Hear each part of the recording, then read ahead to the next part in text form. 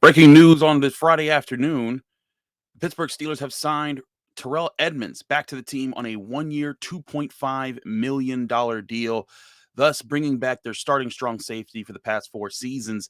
Terrell Edmunds getting this deal means a few things for the Steelers' outlook with the NFL draft less than a week away.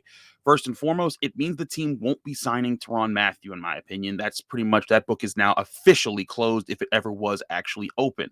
But the big deal is that they now have a safety to pair with Minkah Fitzpatrick, who's familiar with him, at least for this next season. Minkah Fitzpatrick can sign a big deal, and it won't cost the team. But the big question is, does this impact any plans that they might have at drafting safety in this year's NFL draft class? I've gone over the top guys this year. Kyle Hamilton, of course, the number one safety out of Notre Dame, probably going top 10, may slip out of the top 10 and could be a guy the Steelers trade up for. But there's three different safeties I think that would fit this team and be a really interesting pairing with Minkah Fitzpatrick long term and potentially make a good trio with Fitzpatrick, Edmunds, and this rookie. Of course, Lewis Cine of Georgia, Daxton Hill of Michigan, and Jaquan Brisker of Penn State. Those three guys are interesting prospects in their own rights.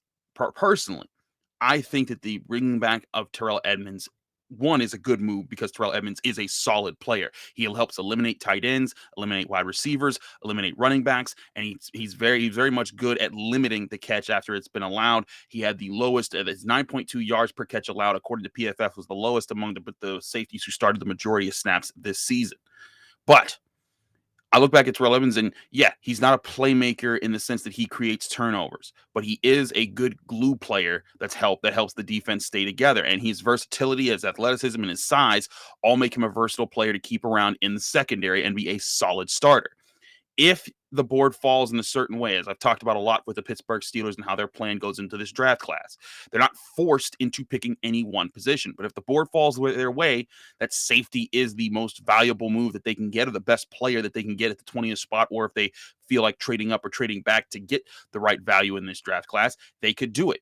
I really think that bringing back Terrell Edmunds might be a sign that Daxton Hill could be a more in play type of guy. Daxton Hill, of course, as I've talked about, is more of a free safety slash slot cornerback. When you see his ability to play the ball, he has really good ball skills. He's smaller than Lewis Cine or Jaquan Brisker, but he's really good at locking onto guys in man coverage, running with them, turning his hips, running and attacking the ball, and making good plays on the ball. Imagine a three safety set with Terrell Edmunds, Minkah Fitzpatrick, and Daxton Hill, where you could put Minkah, Ted Edmunds, or Hill to come down and help in the slot. You could send any three of them into deep coverage while faking out the quarterback with who's going deep, who's coming up short, who might be blitzing.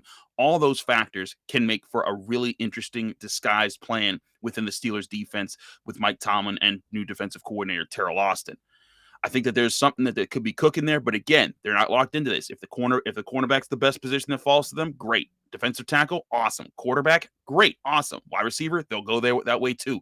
But they wanted to make sure they were on even keel, and signing Terrell Edmunds to the strong safety position does just that. Kevin Colbert has now basically locked in that the Steelers have a starter at every position going into the NFL draft. And now the question is, who will be the best player available to them when they're ready to pick at 20th overall, or will they trade up or trade back?